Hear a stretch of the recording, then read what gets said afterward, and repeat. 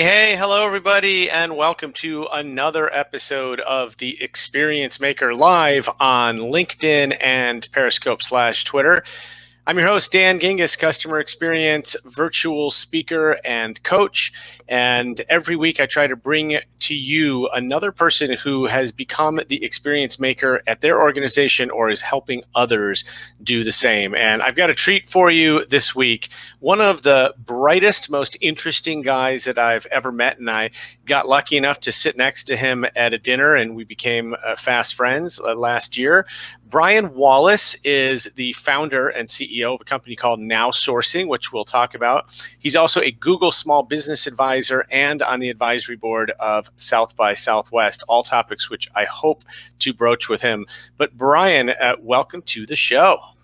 Dan, it's been hours, which I'm joking, of course, because we were just on a mutual friend of ours group Zoom. And it's a pleasure to be here. Yes, and not only that, we got put in the same Zoom breakout room together. So Brian and I have inadvertently spent a lot of time together, but that's today. But that's a good day in my book, so I'll take it. Oh, yeah. I've been looking forward to this all day, my man. Let's do it. So let's start with...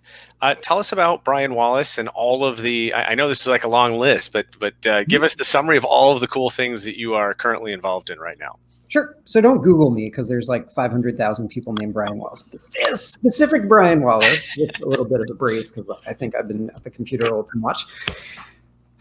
So this August makes 14 years that my wife and I started our agency called NowSourcing. We're a specialized content marketing place that specializes in infographics. The reason I say content marketing is that nobody understands what infographics are, but hopefully they understand a little bit more about content marketing and its ripple effects, which I'm sure we'll spend a little more time getting into. But like you said, I also do plenty of other stuff and have quite a bit of influence or whatever. Cue eye roll, table flip here. It isn't cool for you to say that you're influential, but other people say that about me, so I'll just go with it. I'm a bit of a micro influencer on places like LinkedIn. I do a regular live over there. The two other things that you were talking about, for the last, I want to say 4 years, I've been one of the people behind the scenes on the Google Small Business Advisory team. And as we speak, we are actually with, believe it or not, good timing, Dan, it's International Small Business Week, and this Saturday is Small Business Day. So if you look at Google Small Biz on Twitter and other places like that, you'll see all sorts of content that's going on that. And also, like you said, this would have been, and of course would have been in the age of coronavirus, my 11th year out of the last 12 years going to South by Southwest. That's like all the way back when like Twitter was first coming out. And I remember everybody back then, I think this was when iPhones first were only on AT&T, and there were so many AT&T users. I remember one year we like crashed the whole grid for the city and they had to bring in emergency equipment. So I've seen a lot of weird stuff on the internet and in person. But happy to say that I was part of the decision-making process for speakers and stuff like that on the advisory board. That's a mouthful. Yeah, that's awesome. And I want to get into South by in a minute, but so much to cover there that you just unleashed on me here. I'm not even sure exactly where to start, but this is your show, man. Wherever you want to go. I want to start with actually that word influential, because what was really interesting, and I'll be honest, I've had a bunch of influential people on my show already, but only after I started promoting your episode did I really get a lot of people saying and responding, man, Brian's had such an impact on my life. Brian's helped me do this, or he's a great listener.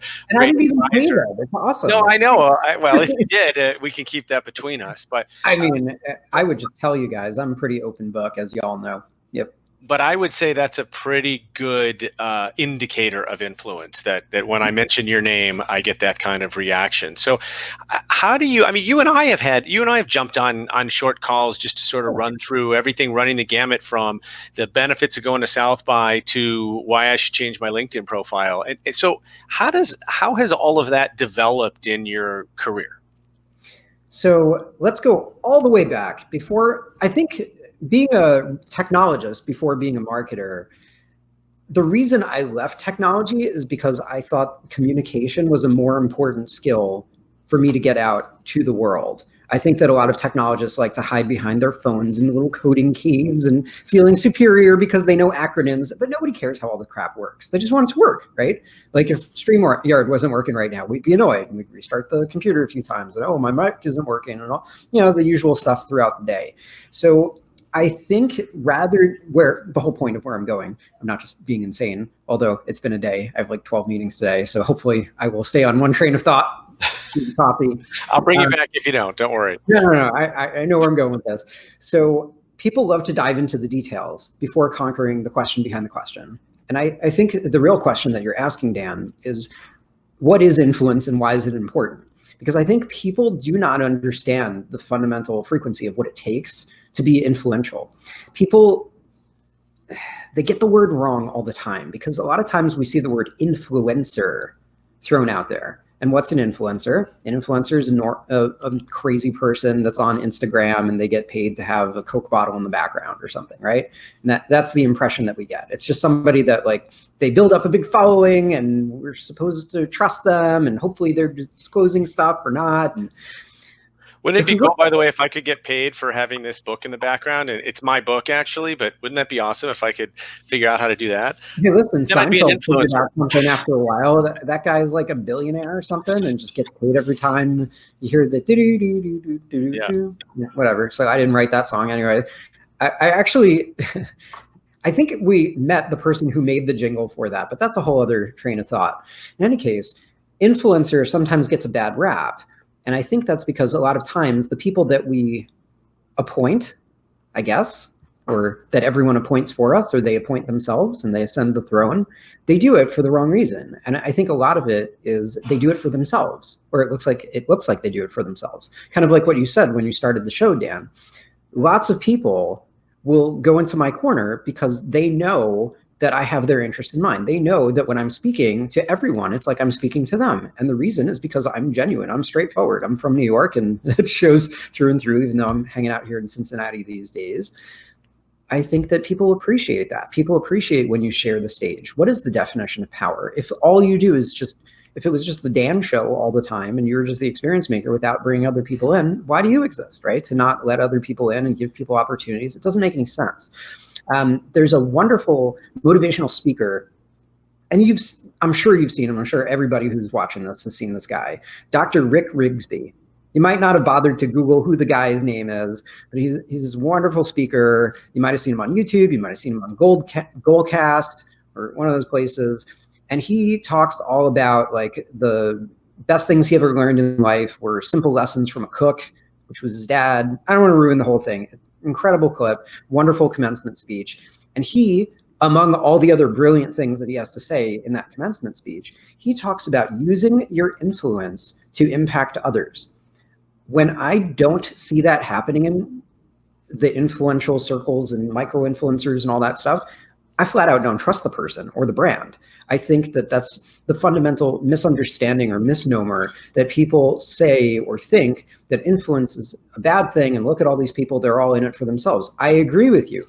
Influence is fine. Influence is neutral. What you use that influence for makes or breaks who you are right down to the core, Yeah, I totally agree. And I think it's so interesting you say that on both the personal brand level and also on the big brand level. I mean, most of what I talk about is creating experiences so that people are talking about companies instead of companies talking about companies, because just like you said, we trust other people to hear about what it's like to do business with a company more than we trust the company itself telling us, hey, we're awesome.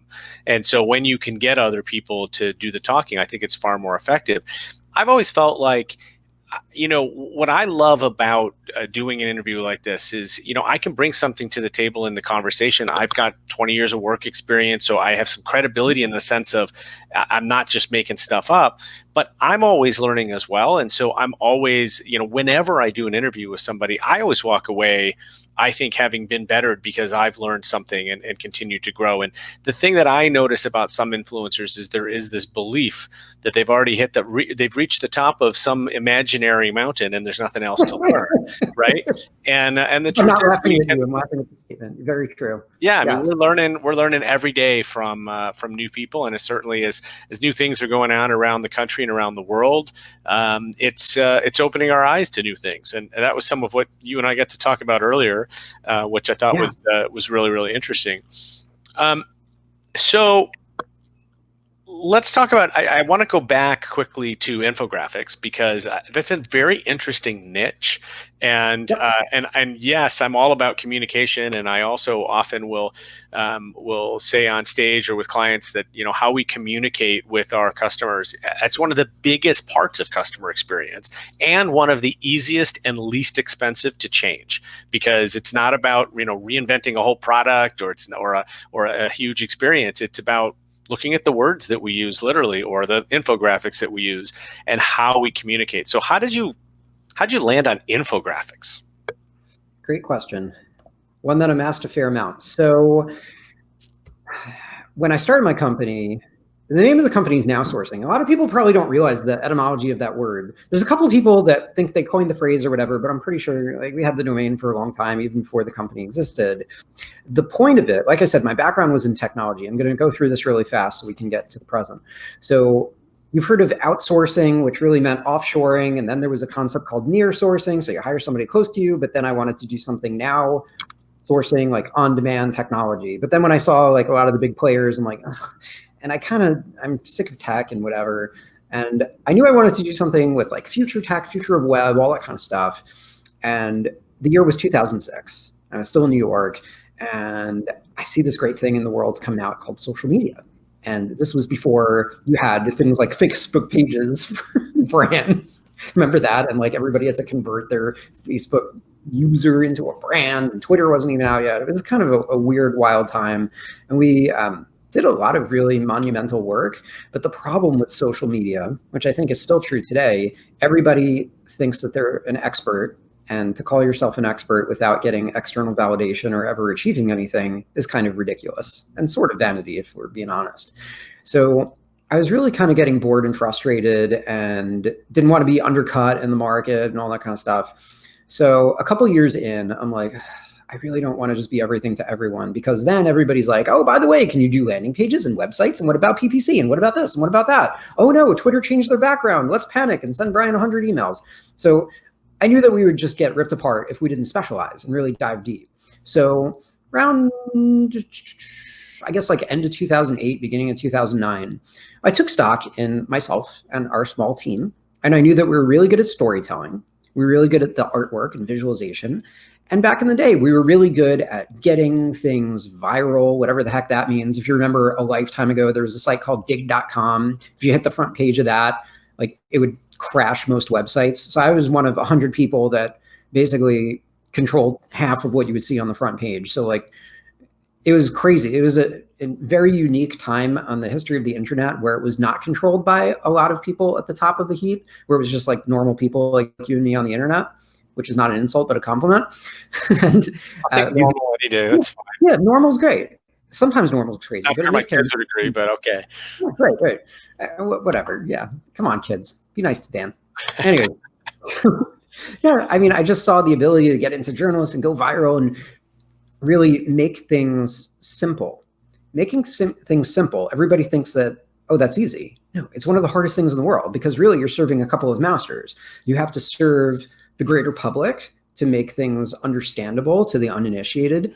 And at the same time, you have to make something understood to the subject matter experts. And that's really hard. So back then, there were maybe a handful of people on the internet doing infographics. So we've really been able, over the years, by the thousands, by the decade plus, to really revolutionize this as a more sophisticated industry, as opposed to this is just a quick fad sort of thing that comes and goes. Because there was a while that everybody thought they could do infographics, but I always tell people that's kind of like the Forrest Gump moment, where you've got the one shrimp boat guy that survives the storm. So a lot of people thought it was easy, and then when it stopped being easy, they gave up, and we just kept going. That's awesome. I'm going to actually share a screen right now, and I'm on your website, and I'm sharing one that happens to be pretty timely on face masks, everything you need to know to flatten the curve. And so tell us about this one. I did not prep you for this, so I'm just bringing it up live. Well, Feel free. I'm an encyclopedia of knowledge and different infographics that we've done. And since you're looking at my website, I'll just shoot you a little smiley face. That was me. Thank you. Wow. How about that? You're like, wait, what? It's okay. I'm just being get that out of there. Wait a second. That's so, right. yeah. I mean, so think about it like this. If you look at the news cycle and greater media and social as a pie chart, okay? About 90% of that pie chart is coronavirus, COVID-19, what are we going to do, business impact, reopening or not, safety, and all that.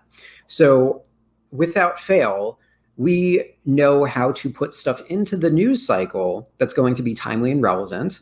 So actually, when I saw COVID-19 hitting, we actually sped up production because I knew that we were going to be in more demand, which thankfully we have been.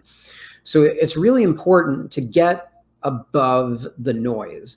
There's a lot of media that just has like these couple 10, 30 seconds, stupid little sound bites. Everybody says the same thing. But to do this, to put together an instrumental work that, you know, you're putting in all sorts of different factors, explaining the different stats behind face masks. World Health Organizations have changed position on it multiple times. So a lot of times we're able to predict the trend based on so much information that we're processing day and night that we're usually pretty good at hitting this. So without fail, when we do infographic projects, we've been clocking out a good 50 to 100 different places covering what we're doing. So sometimes you hear a lot of like PR and SEO and stuff, and it's like, yay, I got it through a website. And it's like, yeah, so did we every hour, right? And again, that's not boasting. I've got numbers and data and whatever to back that up. But it also feels pretty good. It's kind of cool. Yeah, that's awesome. And just from also viewing your site, and I'll go back to it if you need me to, but one of the things, and I have to admit, I've been terrible at this. Ladies and gentlemen at the audience, I have been failing you for the past 20 so episodes because I actually ask every guest to have me remind them of a customer experience story. And then I've forgotten to go back and check out that story, but I did not forget for you, Brian Wallace. And I don't even know if you remember what you wrote down, but you told me to remind you about the basketball player case study. And I did happen to see one on the website. Are we talking about the same thing? We indeed are. Okay, I will. You start telling it, and I'll bring it up. Sure. So let's imagine back to a day before we get into basketball. Let's talk about baseball because good, my favorite sport. Awesome, same here. So it's the American pastime, right? We're obsessed with it. I guess Japan is too. A lot of the rest of the world is like, I don't know what you're all excited about, but whatever. What do they know? So baseball is pretty cool. And for the longest time, baseball was kind of the dark ages. Or as the story that I'm about to quote from Moneyball, they say it's medieval. What do they mean by that? They mean that scouts would determine with some level of prediction, hey, is this going to be something, is this player, do they look to the part?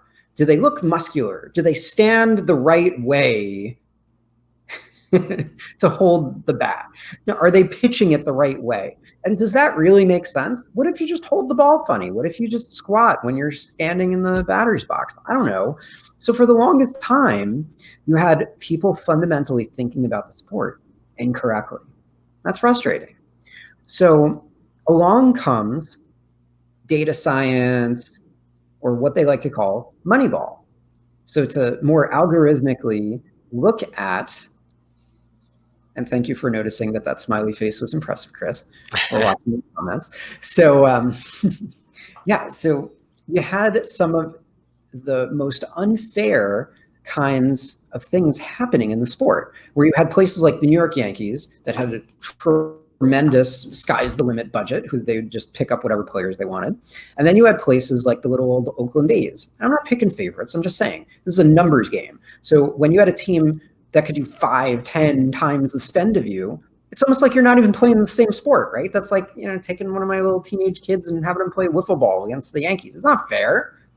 But it went on for years and decades, more than decades, right? Maybe 100 years of that nonsense.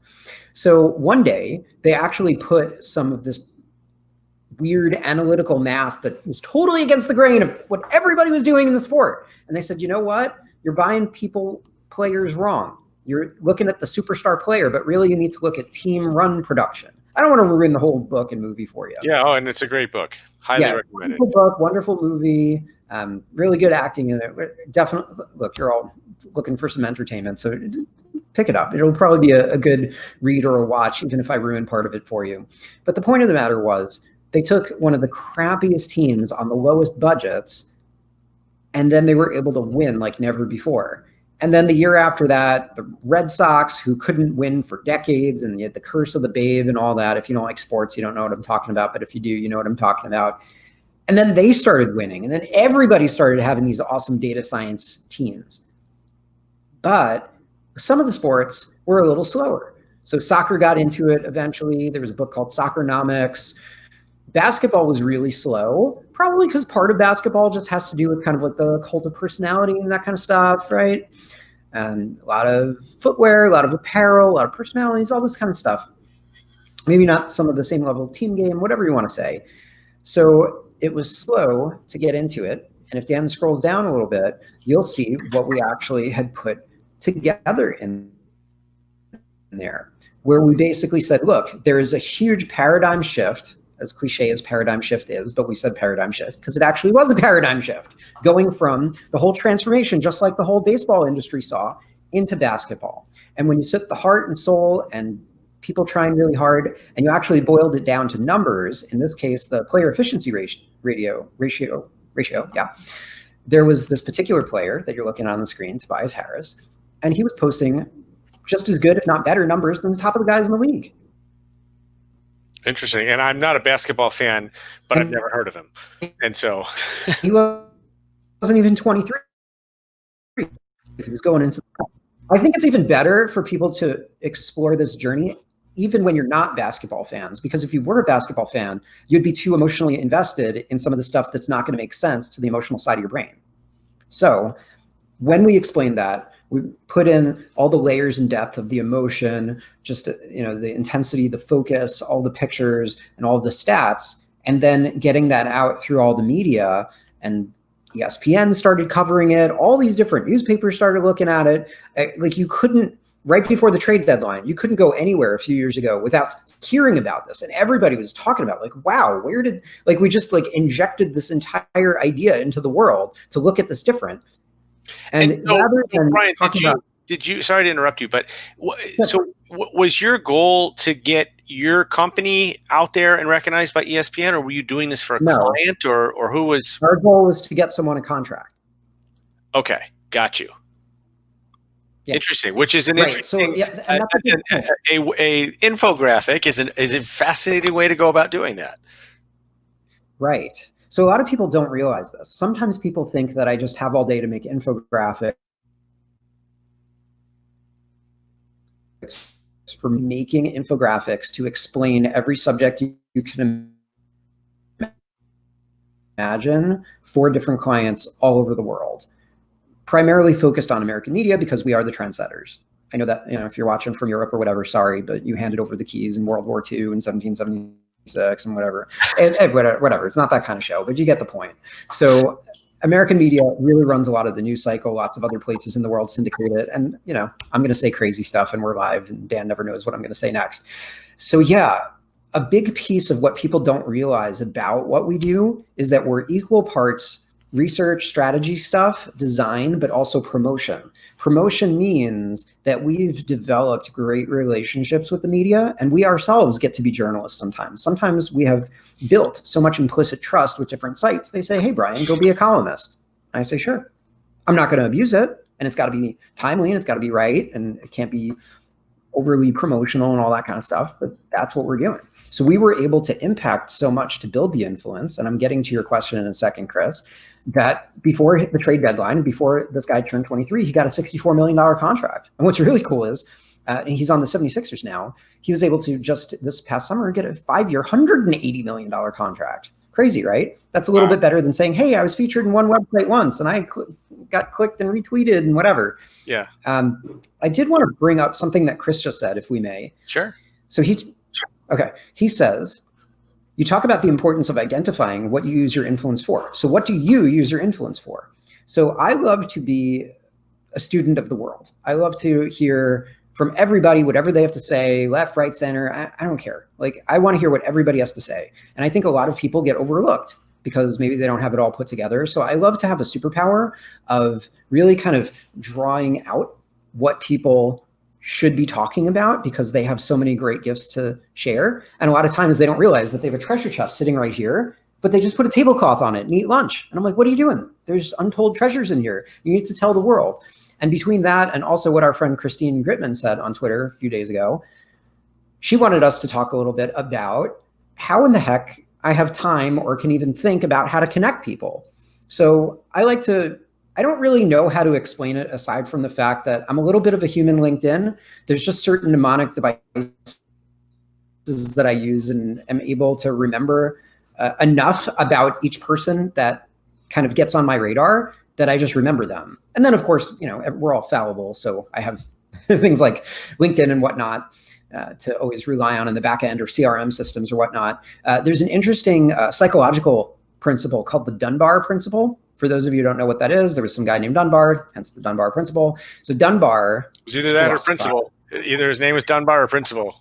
There you go. Maybe he was also a principal, but I digress. So he has the suggestion that normal folks can hold about 120 relational connections in their head. For the longest time, and if there's any university people or psychology people out there listening, I've always had like a pet little project that I've wanted to do a psychological study to test people to see if they have a propensity to handle more than 120 connections in their head. And this is a theory. I don't have data to back this up, but I would say, Dan, and maybe I'm sure you'd agree too, because you're in the social space very much as well, maybe more on the speaker side of the pool than the content marketing, whatever. It doesn't matter. We're all here at the same pool in the same world. What I think is really interesting, and I think we could probably do a study and find this to be true. I will heuristically just my intuition based on experience feels that this is very true. I think the people that are really good at social probably have the ability to hold more than those 120 connections in their head. They're just kind of wired a little bit differently, or they have, pumped some real creative relational iron in their days. And I've done a lot of different events and spoken at events and helped do call for speakers. So I don't know. I see the points of intersection. It's a really incredible gift that I'm grateful for. And I think using that for good, so to answer Christine and Chris's points at the same time, I think when you really put those things together and you have a really fine-tuned skill set of what you do for the world, you can be devastatingly effective, but devastating in a good way, if that makes sense. Yeah, I think it does. And Chris, by the way, is one of those people that definitely has capacity for more than 120. I love playing the game with Chris of just naming any state, because he's been to all of them, and he will tell you on his 50 days, 50 states, 100 days, he will tell you not only what city he was in and who he met with and what charity it was, but like what he ate for dinner and what he was wearing and what the weather was, and it's incredible. Yep. But I love one of the things I really love about you, Brian, is I do think you really believe in this, in sort of this concept of paying it forward, because you do. And just like, that's why I put Chris's note up here. I told you, I got tons of these just by saying that you were going to be on my show. People that have said I can personally attest to you helping, and I can too. And I think it's just one of the great things about you is you're doing some really cool stuff out there in the world, but you're also taking the time to be a human amongst the rest of us humans to pay it forward. So we all appreciate you for that. Hey, my pleasure. And I think you all need me, not because I'm an egomaniac, but you need me. And when I say me, I mean someone that's not you, because you and everyone that I'm talking to here, you're all subjective. You're stuck in your four walls in your head, in your negative cycles, your positive cycles, your neutral cycles. It's impossible to think objectively about yourself. Try it sometime. I mean, that's a horrifying thought experiment. You'd probably lose your mind even trying to. I don't even know what I'm saying here. It's crazy. It is. And, one of the ways that I implemented that when I was in corporate America was both for my teams when I was a manager and also for managers that worked for me. I always insisted that every time we wrote a mid-year review or an end-of-year review, that you always had to think of 3 strengths and 3 opportunities. And the reason I did that was, number one, it really stretched the manager's mind to be thinking and to be giving good feedback, because I can sit here and say, Brian, you're the best, you're awesome, you're cool, but that doesn't help you, other than you already know that, right? And so if I can give you some feedback that you can actually take and do something with, to your point, that, sometimes you have to hear that from somebody else, that's the real gift and that's the value. And I always did 3 and 3 because I wanted to eliminate, especially in an office, I wanted to eliminate any of the politics around, Susie got 3 opportunities and Jill only got 2, so he must like Jill better, or whatever it is. Everybody got 3 strengths and 3 opportunities. It really, even as a manager myself, it made me think about that person and how I could help that person be better by coming up with 3 opportunities for them to genuinely work on. Not 3 complaints, not 3 things they sucked at, just 3 opportunities to become better. And I'll tell you, the number of people that thanked me for that and that really appreciated, that would tell me, this is the first review I've ever gotten where I feel like I got honest feedback.